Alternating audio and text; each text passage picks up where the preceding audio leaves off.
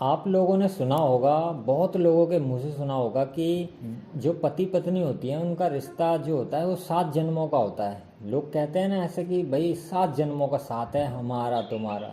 तो ये जो बात है ये सच है या झूठ है, इसी के ऊपर आज हम थोड़ी सी वार्तालाप करेंगे कि ये जो 7 जन्मों वाली बात है कि तुम्हारा हमारा रिश्ता जो है 7 जन्मों का है। मियाँ बीवी पति पत्नी आपस में कहते हैं ना इस बात को। अगर पत्नी को पति अगर थोड़ा प्यार जताता तो कहता है अरे हमारा तुम्हारा तो 7 जन्मों का साथ है।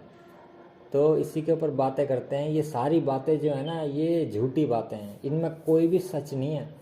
अरे इस जन्म में तुम दो बंदे मिले हो, पति पत्नी आपस में तुम दोनों एक साथ हो, तो ये संयोग से ये घटना घट गई है। ये जरूरी नहीं है कि तुम्हारा साथ जो है पिछले जन्मों से भी था। अरे भाई एक बात बताओ, क्या तुम 7 ही जन्म जियोगे? अरे जन्म तो तुमने अनंत ले लिए हैं और अभी अनंत जन्म लेने बाकी हैं। तो क्या 7 जन्मों तक का ही साथ चाहते हो, उससे आगे का साथ नहीं चाहते? यूं ही कह देते कि 100 जन्मों का साथ है, यूं ही कह देते 1000 जन्मों का साथ है। अरे जन्म तो तुम्हारे अनंत हो चुके हैं और अनंत अभी बाकी हैं, लेकिन 7 जन्मों तक का ही चाहिए जी। 7 जन्म 8वें बर्दाश्त नहीं कर सकते, इसलिए 7 जन्मों तक का ही साथ ठीक है। तो ये सारी बातें झूठी बातें हैं। अरे इस जन्म में तुम दो बंदे साथ में हो तो ये संयोग से ये घटना घटी है, तो इसको बेकार मत करो, इसको सार्थक कर दो और जीवन को उसी काम में लगा दो जिस काम से जीवन सफल हो जाए। तो देखो 7 जन्मों का साथ ये सब सब बातें बेकार हैं, लेकिन ऐसा नहीं है, बेकार भी नहीं है पूरी तरीके से, पूर्ण रूप से बेकार भी नहीं है। बहुत ही कम लोग होते हैं, बहुत ही कम, जिनका साथ पिछले जन्म में भी हुआ हो और इस जन्म में भी साथ हो जाता है, लेकिन उनके रिश्ते बदल जाते हैं। जैसे कि पिछले जन्म में अगर वो मियाँ बीवी थे, पति पत्नी थे, तो इस जन्म में वो कोई और रिश्ते से साथ में आ जाएंगे। लेकिन बात यह है कि मियाँ बीवी बन के कभी नहीं आएंगे। अब वो कैसे नहीं आएंगे? और ऐसी बात नहीं है, आ भी सकते हैं, मगर वो कैसे मैं तुम्हें समझाने की कोशिश करता हूँ। मान के चलो किसी का पति है, पति की मृत्यु जो है वो पहले हो गई और पत्नी की मृत्यु पति के मृत्यु के 20 साल के बाद हुई। तो पति की मृत्यु तो पहले ही हो चुकी है 20 साल पहले।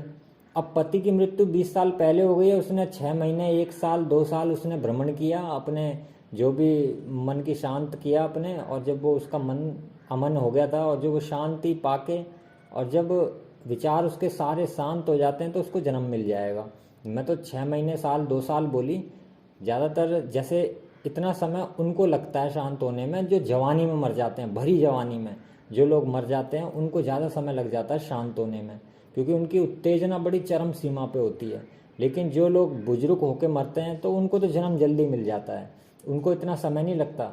निर्धारित किया हुआ है, जैसे कि 13वीं बनाते हैं, है ना, 40वां बनाते हैं, या अलग अलग पंथों में अलग अलग वो बना रखी हैं लोगों ने कि भाई 13वीं या 40वां या कुछ और। तो उनका मानना है कि भाई इतने दिन बाद में अब नया जन्म मिल जाता है, जबकि ऐसा नहीं है। इस स्थूल शरीर का मानना ऐसा है कि जब तक उसके कर्म जो है, उसके उत्तेजना, कर्मों की उत्तेजना उसकी शांत ना हो जाए तब तक उसको दूसरा जन्म नहीं मिलता। अब ये कर्मों की उत्तेजना क्या होती है? कर्मों की उत्तेजना वो होती है जैसे कि कोई व्यक्ति है, वह मर गया है। अब वह तो मर गया, लेकिन मरने से पहले उसके मन में बड़ी भारी विकट चिंता थी कि अरे मेरी जवान बेटी है घर के अंदर, अभी मुझे इसकी शादी करनी है, मेरे बेटे का कोई काम धंधा नहीं है, या घर के अंदर परेशानियां चल रही हैं, और इसी परेशानी में वो मर गया। तो ये सारी कर्मों की जो उत्तेजना थी वो चरम सीमा पे थी। तो जब वो मर जाएगा तो शरीर से बाहर निकलने के बाद में, और फिर उसके बाद में क्या होगा कि बड़ा परेशान होगी उसकी आत्मा कि अरे यार ये क्या हो गया मेरे साथ में। तो जब तक वो कांटेक्ट करने की कोशिश करेगा अपने जो भी उसके सगे संबंधी होंगे, लेकिन वो किसी से कांटेक्ट नहीं कर सकता, क्योंकि इस भौतिकी जगत में भौतिकी रूप में होने के बाद ही तुम संपर्क कर सकते हो किसी के साथ में। लेकिन अब वो भौतिकी जगत से कट चुका है, क्योंकि भौतिकी जगत से संपर्क करने का जो भी आधार है वो ये शरीर ही होता है। इस शरीर के माध्यम से ही हम भौतिकी जगत से जुड़ सकते हैं, लेकिन अब उसके पास में तो ये भौतिकी शरीर ही नहीं रहा, तो वो भौतिक जगत से कैसे जुड़ेगा? तो वो भौतिक जगत से ना जुड़ने की वजह से वो बड़ा परेशान रहती है उसकी आत्मा, और फिर धीरे धीरे उसको वो भूलती है, और भूलने के बाद जब उसके कर्म की उत्तेजना शांत हो जाती है तब उसको एकदम से झटके से ही उसको नया शरीर मिल जाता है। तो अब कोई इंसान 20 साल पहले मर गया है और उसकी बीवी जो उसकी पत्नी थी, धर्म पत्नी, वो 20 साल के बाद मरी है। अब उसके पति को तो 18 साल पहले ही जन्म मिल गया था, अब उसकी बीवी जो थी उसको 20 साल के बाद जन्म मिला। तो फिर अब लगाओ कि जब उसका पति तो उससे 20 साल बड़ा हो जाएगा, तो कोई अपनी बेटी को जो है 20 साल बड़े लड़के से शादी तो नहीं कराता। पहले के ज़माने में ऐसा हो जाता था, लेकिन अब जो है अब तो ऐसे कानून बना दिए गए हैं कि जो है इतनी उम्र, कहते हैं ना, उम्र तय कर दी गई हैं। और फिर आजकल के माँ बाप जो हों, चाहे कितने से निर्धन व्यक्ति भी क्यों ना हो, वो भी चाहेगा कि मेरी बेटी सुखमय जीवन जिए अपना। तो वो अपनी बेटी की जो शादी जो है 20 साल की लड़की की शादी है और वो 40 साल या 50 साल के लड़के से नहीं कराएगी शादी, उस समय तो अधेड़ बुढ़ा हो जाता है वो।